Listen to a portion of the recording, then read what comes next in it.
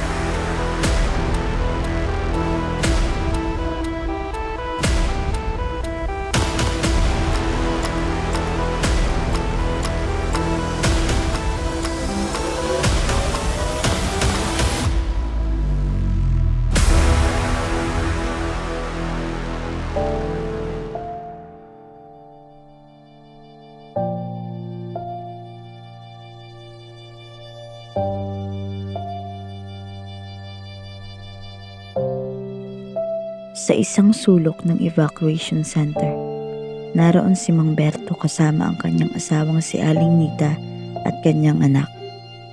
Sa kabila ng ligtas na kalagayan, dama pa rin nila ang bigat ng nawalang tahanan at hanap buhay. Bakit ba kasi hindi tayo umalis agad sinabi lumitas na? Akala ko kasi kaya ko pa. Sino bang mag-aakalang ganito kalala ang bagyo? Tay, Nay, huwag na po kayong mag-away. Ang mahalaga po ay ligtas tayo. Pasensya na anak, ang nanay mo kasi. Ako pa talaga sinisisi mo. Hindi sana tayo nagkaganto kung lumitas agad tayo. Tama na po, wala namang po may gusto sa nangyari. Oh, pasensya na. Tama na.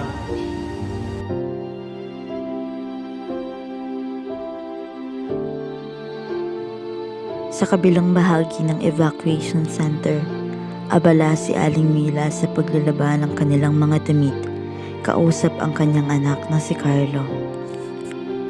Nay, bakit po ba sa ating patumaan ang bagyo? Anak, hindi naman natin kontrolado ang kalikasan. Ang mahalaga, magkasama tayo. Eh bakit po ang daming tao rito? Hindi ba pwedeng tayo lang? Hindi naman pwedeng tayo lang. Maraming tao ang naapektuhan.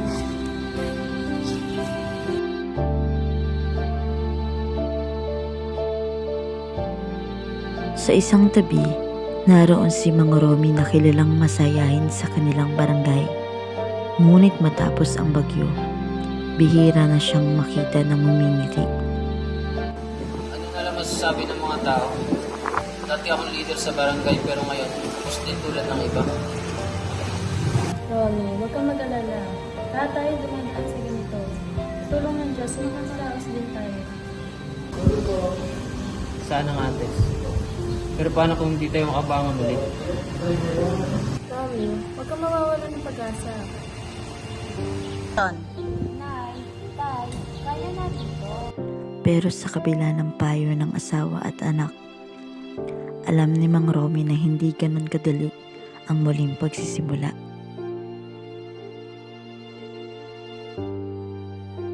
Sa isang tabi ng evacuation center, naroon si Aling Rosa kasama ang kanyang anak na si Dex. Bagamat nawalan sila ng kabuhayan, nananatili silang positibo.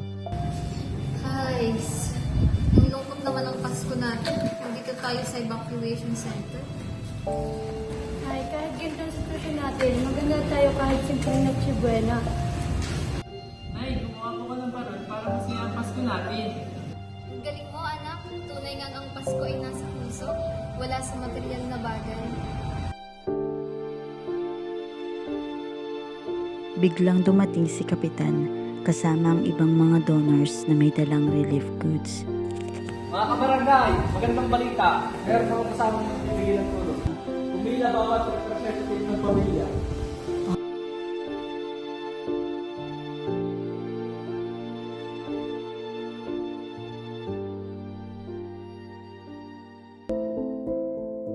Habang abala ang iba sa pagtanggap ng relief goods, ay nagsimulang magbulungan sina Aling Lina at Mang Romy tungkol sa hindi umano patas na pamimigay ng relief goods. Mas marami silang natanggap na dilata. Ganun yung nakita ko sila sa harap ng pila. Parang sinadya nila kung walang sobra. Pasensya na ha. Kaya parang kayo naman ang may sobra. Tingnan nyo nga yung dala-dala nyo. Ano pinapahiwatig mo, Nita? Hindi kami nandaraya. Eh bakit parang mas marami yung dala-dala nyo kaysa sa amin?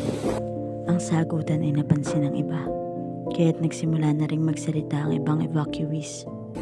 Totoo nga, kaunti lang din natanggap namin kahit maaga kaming kumila. Siguro may pinapabura ng kapitan. Huwag niyo kaming idamay. Pareho lang din naman ang ating sitwasyon. Pareho? Tingnan mo nga yung dala nyo. Mas marami pa kasi sa amin. Tama na.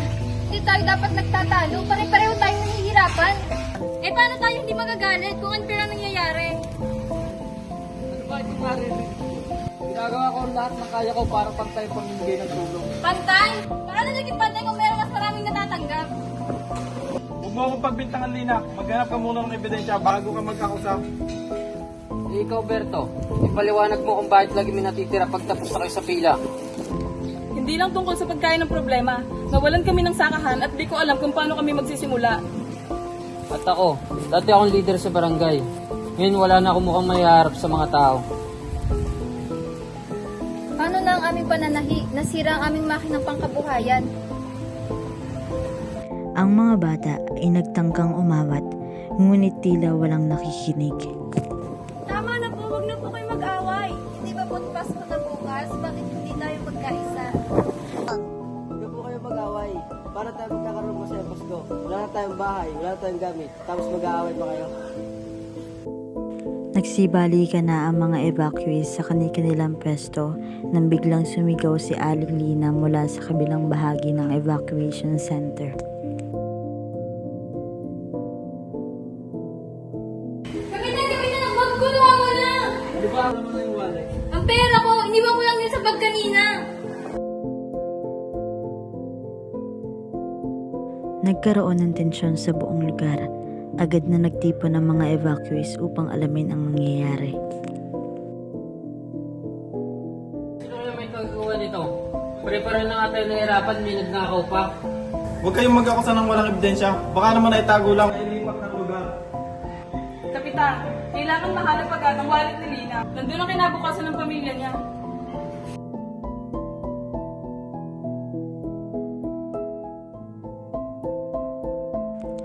Habang naglalaro si Diana at si Dex,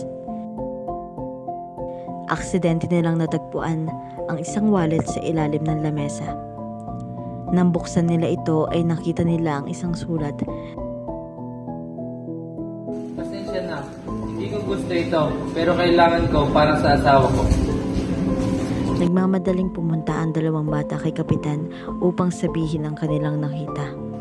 Kapitan, sinakita pa akong wallet. Teka, parang yan yung wallet ko.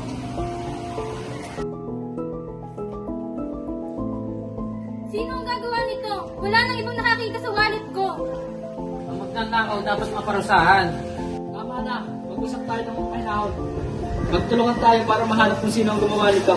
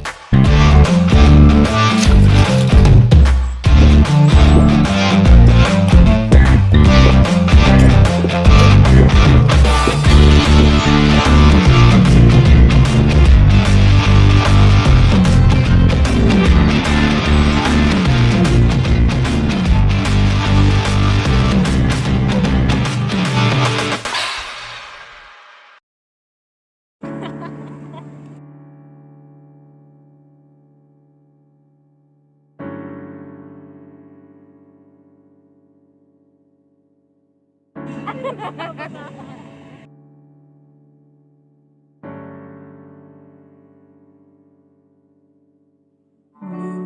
sa may kalayaan tayo'y nagkatagpuan.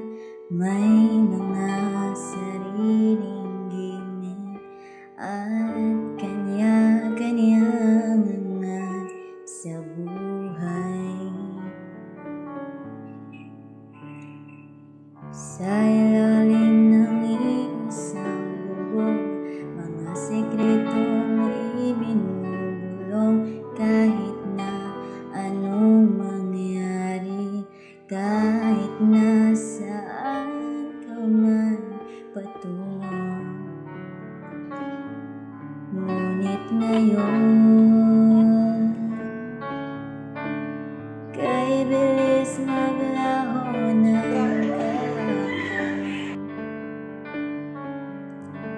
sana'y huwag kalimutan ang ating mga pinagsamahan. At kung sakaling kipitin na, laging iisipin na minsan tayo ay naging tunay na magkaibigan.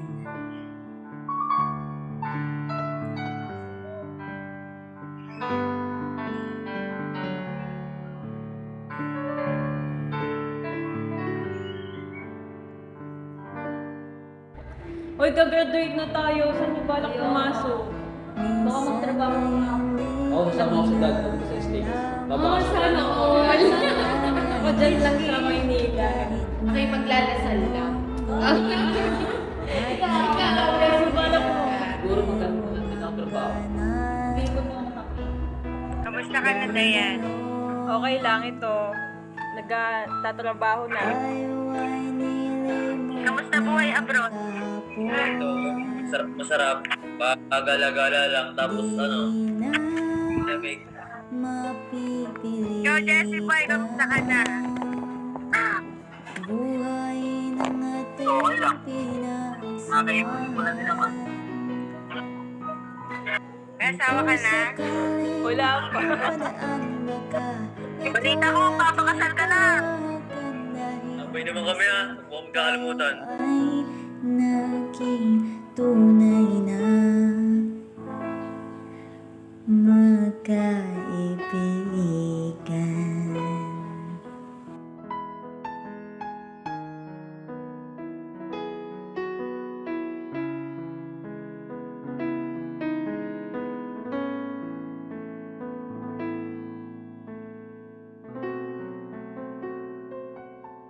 Kamusta kaibigan? Kape tayo?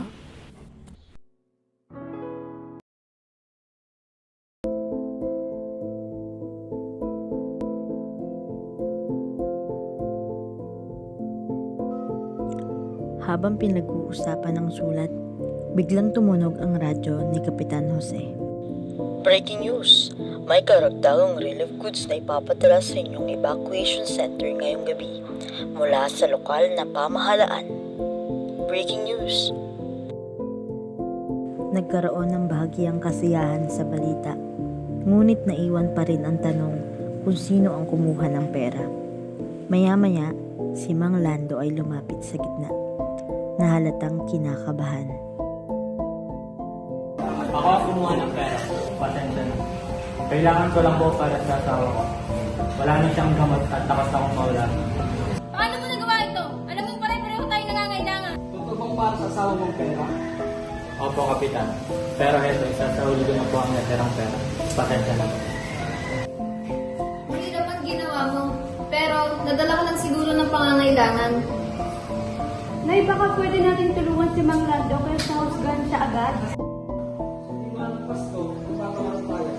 Kung nandun, hindi tama ang ginawa mo. Pero kung tulungan ka namin makuha ang gamot para sa asawa mo.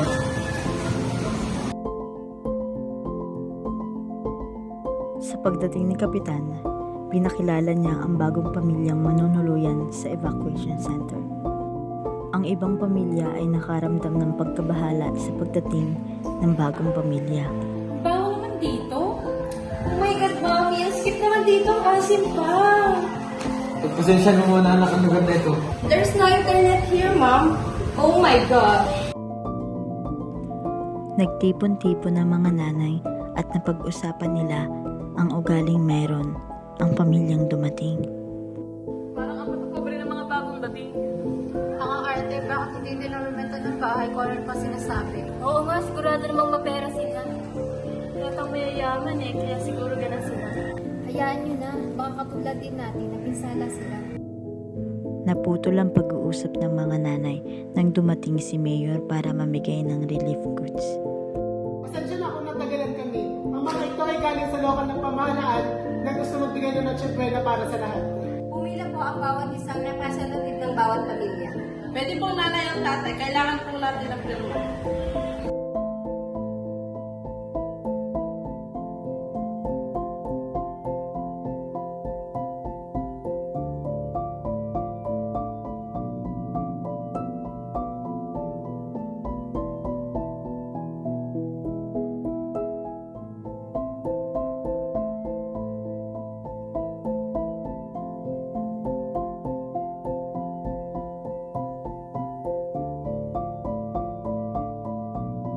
May isang bigas na lamang ang timbang kumpara sa iba sa kadahilan ng hindi pa ito nahahati.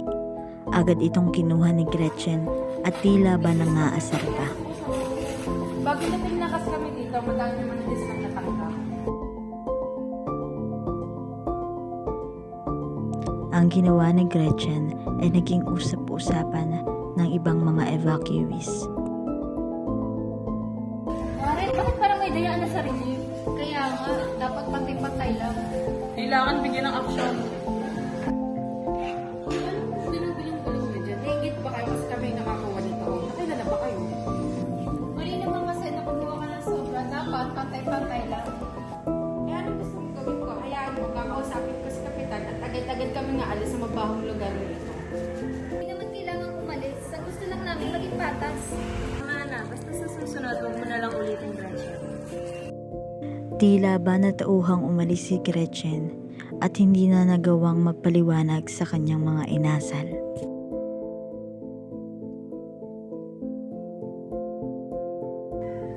Mga kabarangay, may natanggap akong balita. Malawag na sa kabilang evacuation center. Ay, na lumipat ang isang pamilya para lumawag tayo dito. Kapitan, kami na lang. Agad nagpresenta ang pamilya ni Gretchen na sila ang aalis.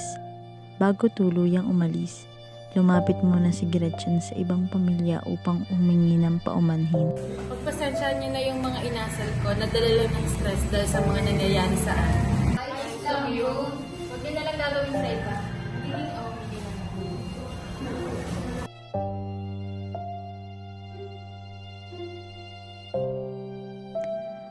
At tuluyan nang umalis ang pamilya ni na Gretchen at George.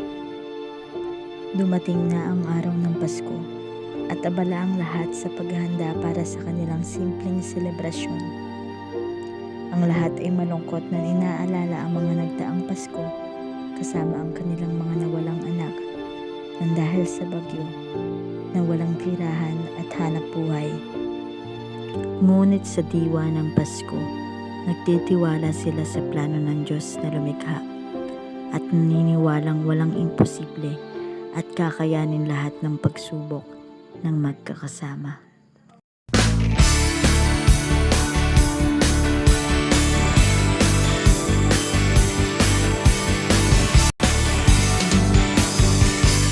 May simpleng regalo na si Ninong at si Ninang para sa inaanak na nag-aabang. Ang buong pamilya ay magkakasama sa paggawa ng Christmas tree.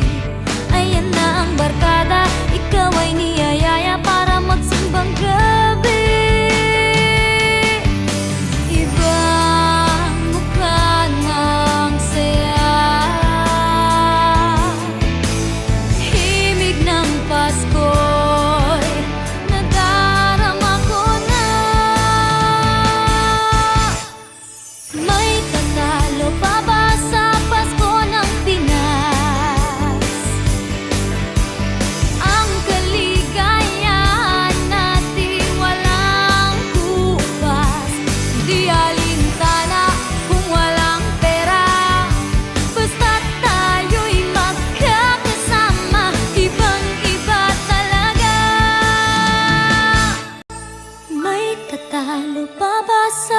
Pasko ng Pinas.